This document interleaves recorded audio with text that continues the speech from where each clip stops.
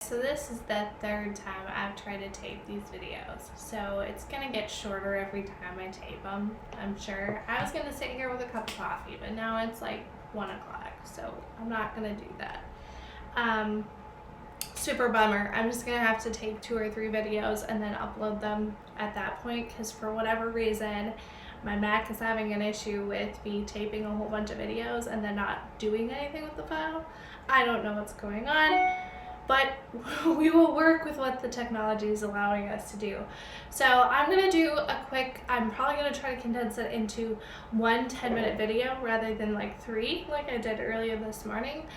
But I want to do more of these videos where I just kind of talk to you guys and like let you get to know me a little bit. So I was gonna use a bunch of questions that are like icebreakers, but I'm just gonna sit here and tell you a little bit about myself quick and make it hopefully shorter, so that doesn't happen again.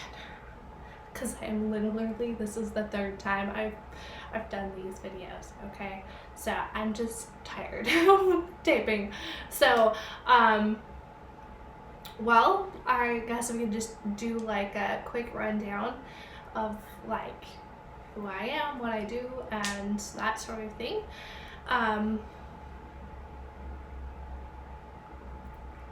Here we go.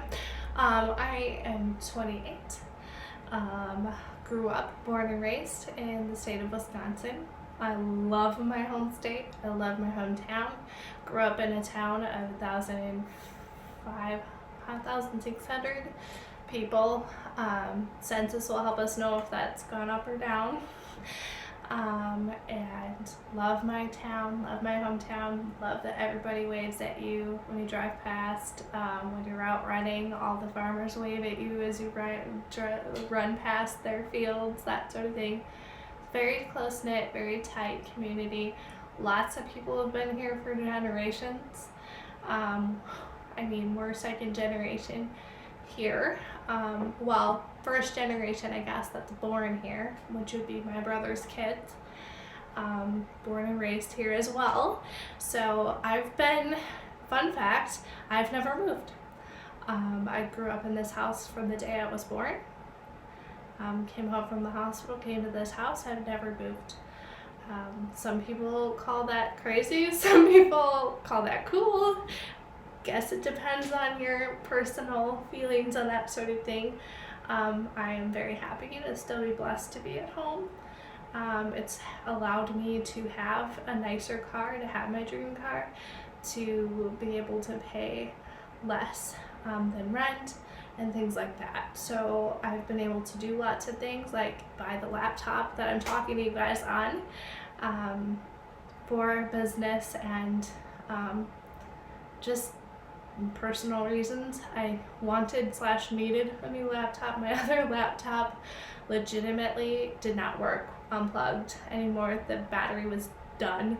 The plug that actually took the power cord was getting faulty, so you had to like pull it into like a spot and then like brace it up in that spot for it to stay on and not like shut off on you. So in all reality, and it was like 10 years old. I got it when I was like high school, college age.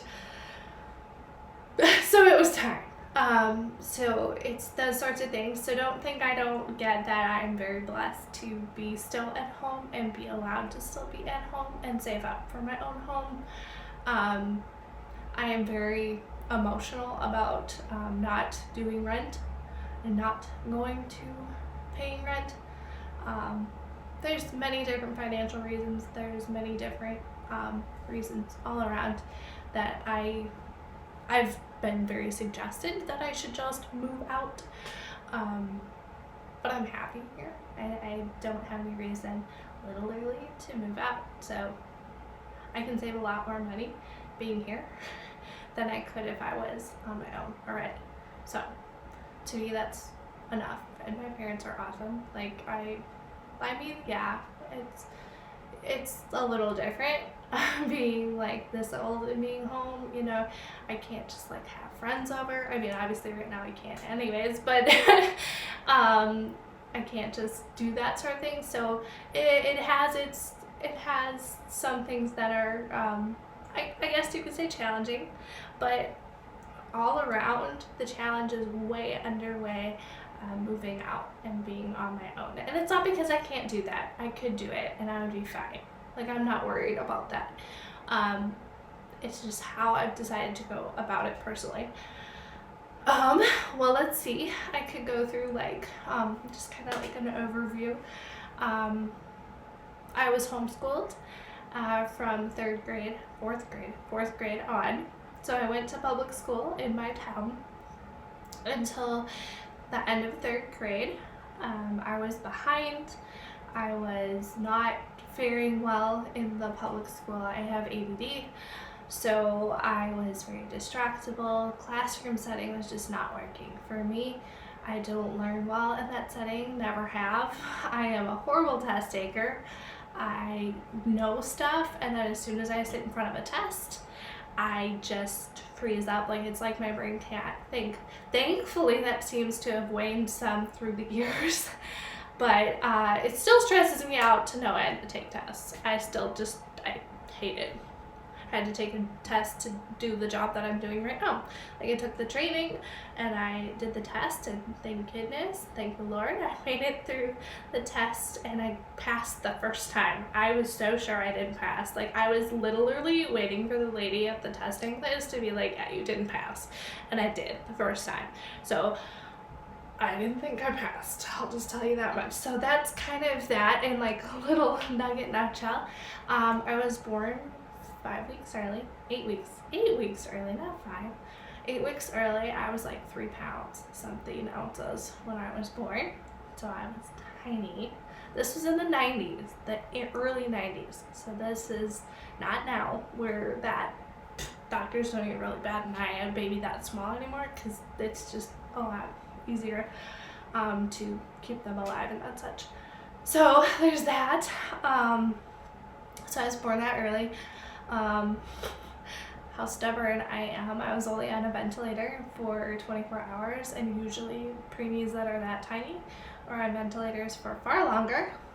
But I was like, I don't need this. Get this out of here. I don't need help breathing. I got this. Like, if that tells you anything about my personality and my drive, it should. Because I'm definitely a fighter, and that's never really waned in my life. Like, yeah, and having ADD, I'm a lot better than I used to be.